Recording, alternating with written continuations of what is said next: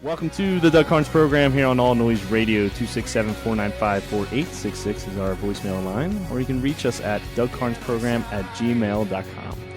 All right, I am Doug Karns, your host, and alongside this week, special co-host is AJ Bruckner. Yo, yo. How you doing, AJ? All right. He's filling in for Joe this week. We got a lot to talk about tonight. Let's first start off with the downgrades, because I know you've listened to me many times in the past year talk about our dire economic situation. And it's about to get worse because Europe, a bunch of countries in Europe, just got downgraded. Now, you may ask, how does that affect me? Well, if a bunch of economies get downgraded over in Europe that buy a lot of American goods, buy a lot of American debt, which is American bonds, which could be American dollars, those countries are going to want to start liquidating their assets because now they're paying more in interest. They need more cash. And, AJ, you know what they hold to back up their money? I can only think of one thing. It would be the U.S. dollar. Now, if they hold a U.S. dollar and need to liquidate and actually bring in more cash to pay off those debts that they're paying more interest on now because their credit rating got downgraded, they're going to flood the U.S. market with dollars. Now, that will inflate our money. So the can of peas that you're buying at the store every week is going to go up because these countries are dumping the dollar. And nobody's really paying attention to it. And we all knew that a economic collapse in the European Union would come over here and affect us. It's a domino effect. I think S&P just downgraded Spain, Italy, Portugal, Cyprus, and they also downgraded Austria, France, Malta, Slovakia, and Slovenia. And that's just now. They're talking about more downgrades in the future. And Germany is now saying that they're not going to back up the Greece's debt problem, because that's what the European Union have been trying to do, is say, hey, Germany, bail them out or we're all screwed. And Germany is now saying, well, no, because everybody's being downgraded, it's going to cost more money, so we're going to go down with you. So if you don't think this is going to affect us, you better wake up, because it's going to come over here. It's going to cause inflation because everybody is backed by the U.S. dollar. They're not backed by gold anymore. They're backed by the U.S. dollar. And once they start flooding the markets with the dollar, you're talking about trillions of dollars more into the system, which means your dollar now is a piece of toilet paper. All right, real quick. Have you seen the latest Jersey Shore? No, I haven't. Have you seen what Snooki did? No, I have not, actually. It was insane. I was watching it the other day, and I couldn't believe it. I don't want to ruin it for anyone who hasn't seen it yet, but this whole time I'm sitting here worrying about the dollar, and I'm an idiot. I should actually worry about what Snooki's doing. That's what you're telling me. It was fabulous. Okay. So right off the bat, this happened this past weekend, and this is something we need to pay attention to as a country, because this is why we need to start getting our debt paid down. This is why we need to go back to the gold standard. AJ, I know you're a big, backer of the gold standard. Yeah, I'm sort of mixed on the gold standard, because I've heard, certain theories from people that all the people who have the gold now, all the people who are hoarding it, they'll be basically the rich ones if we go to the gold standard. So, yes, our money needs to be backed by something. I'm not necessarily sure it needs to be backed all by gold. Okay, but there needs to be some sort of standard. We can't keep printing money like we're doing. Yeah, because the dollar's backed by nothing. Yes. So you can just print as much as you want. Toilet paper's backed by nothing. And I can just keep printing as much as I want. That's really all it is. I don't know why we don't invest in newspaper, toilet paper. It's all paper, so it really doesn't matter. Yeah, and you can create more of it. Absolutely. That's what we're doing to the dollar. Yep. So, I guess I see what you're saying now. We used to be on the gold standard. So every dollar we had was backed by a piece of gold. Yeah. So we couldn't print as much money as we're printing now. Mm-hmm. Mm-hmm. But yeah, I guess now, like you said, if people have a lot of gold, they're the ones that are going to make out. Yeah, they'll be the beneficiaries in the end. And again, we need to be backed by something. Obviously, it should be gold. But I wouldn't. If we were to search, and try to find some other. I guess gold and silver is really the only thing you can back it up with. But well, it's either that or land. You can back up the dollar with land, but you don't have that much land to back up It just needs to be backed by something that can't be created by man. Yeah. Exactly right. Something that can't be, manipulated just like everything else is. The stock market, you can't, I mean, why do you think peanut butter jumped up 20% this year? It's because of inflation. I'm sure there's some kind of farming technique that's been regulated that's probably caused that too, but most of it's because of inflation. Mm-hmm. That's why we have rising costs in this country. Yep. So this is a story that we need to pay attention to as a country as time goes on, because if Europe falls, we fall. I mean, you're talking about major economies across the seas failing to the point where it could cause our economic situation to fail also, because that's less people buying stuff from us, and it's less imports that we have too coming in here.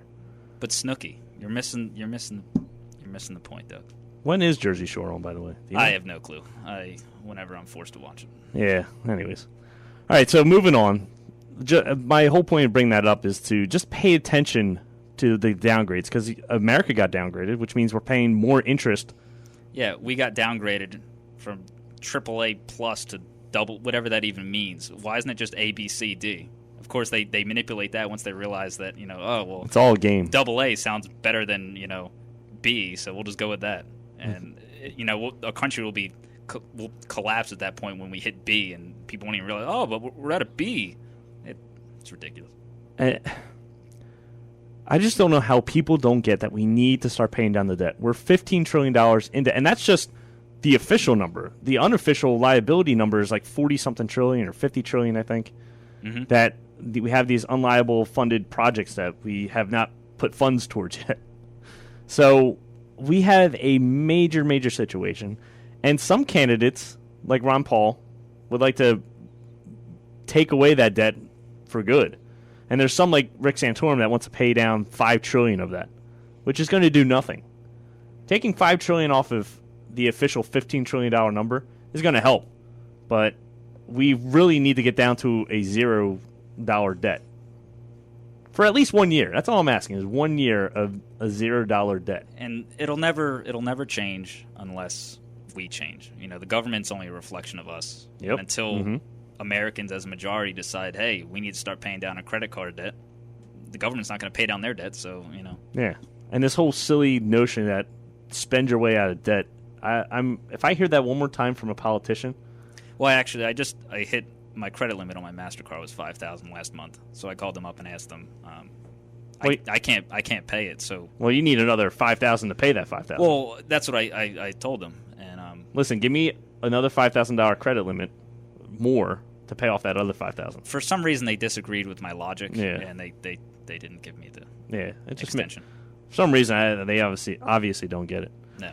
So, yeah, some candidates, like Ron Paul, which I totally support Ron Paul in, is to get our federal budget balanced to the point where one day we have no debt, and it's going to go up maybe $1 million, $2 million over debt, but then we pay it off the next year.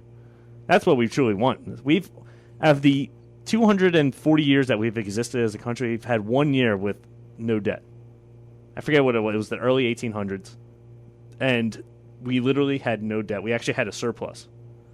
But then another war happened. We went into debt, and then we got into farther in debt. And then the Civil War happened, and then we got even more in debt. And then it's all been downhill since then. So I totally agree with Ron Paul and how he wants to get rid of all that debt and have the federal government shrunk down to nothing, almost. We need a little bit of federal government. But as you all know, I've been a big supporter of Rick Santorum until the past week or so, because he's kind of been revealing a little bit more about his economic policies, and we'll play it right here as he said in the debate in South Carolina on Monday night. No, it's not. What we do is cut corporate taxes for everybody, cut it from 35% to 17.5%, make it basically a net profits tax. And then we take the area of the economy that is under competition. All right, I missed a question here. What was asked to Rick Santorum. The moderator was saying, hey, Rick, you want to have 0% corporate tax rate for manufacturing jobs, but for everything else you want 17.5% flat tax. Now, is that fair? And this is what Rick is answering. From overseas for our jobs. The rest of the economy is not being shipped off like the mills here in South Carolina were to other countries around the world because of foreign competition. Why? The foreign competition that we're dealing with right now is much cheaper to do business, excluding labor costs, than we are, about 20% more. And that 20% differential is government. It's government regulations, and it's also government taxation. So part of what we're trying to do is to have a government system that can compete with who our competitor is. All right. So, AJ, I think you would agree with me here alongside of Rick Santorum, where the reason why we don't have any manufacturing jobs or very little is because it's so much cheaper in China. Absolutely. Now, one thing is because they can pay their people $3 a day, but it's also because we tax between union jobs and taxation. It costs so much to create. I mean, the average GM worker makes $72 an hour, with that's including benefits and all their packages, and then the average Toyota manufacturer makes, I think, $36 an hour. So how are we supposed to compete towards that? I mean, you don't. That's why we have cheap ass those little economy cars that GM makes. Look at the Chevy Volt. The thing catches on fire. That is awesome. Yeah, I mean it's American engineered. I mean it used to mean something when Americans made something here. It used to mean something. But the government got involved, so now it's... Yeah, but all our iPhones are made in China, and it's because we've taxed ourselves out of jobs. If you ever remember in the 2000 and the 2004 election, and even in the 2006 congressional election, all the talks were about shipping jobs overseas. And it's not that we were like, we don't want these jobs here anymore. We're just gonna send them overseas. It's because it costs too much. If it was easy to create those jobs here and manage those jobs here, they would stay here. But with a high corporate tax rate, high capital gains tax rate, a high payroll tax rate, I mean, it's just so costly to have low-income jobs here. I think the one thing that confused me about Rick Santorum right here is I didn't even know what he was saying. Talking about 17% this. Well, what he was saying that. is 0% tax on manufacturing jobs. And then he was saying, well, any other corporate job. Why can't we just do a flat tax? Yeah, why can't everybody just be treated the same? Why is there? That's why it's so confusing. That's why no one understands it, and people just put a blind eye to it and don't even care. They can't pay attention because they don't understand it. And if there was a flat tax and everyone was clear and obvious, and everyone knew what they were being taxed, there'd be no problem, and they would pay and there's attention. No loopholes either. No, if there was a flat tax, there's no loophole around a 12% flat tax. You either pay the 12% or you don't. Well, this is, a whole other thing. But that with Obamacare, and some people can opt out of it. Well, then how's that? Yeah, and speaking of Obamacare, health insurance rates have jumped this year because they actually went in effect this year for the first time. Is it 9% or something? Yeah, and I know my employer is, paying a lot more than he was last year.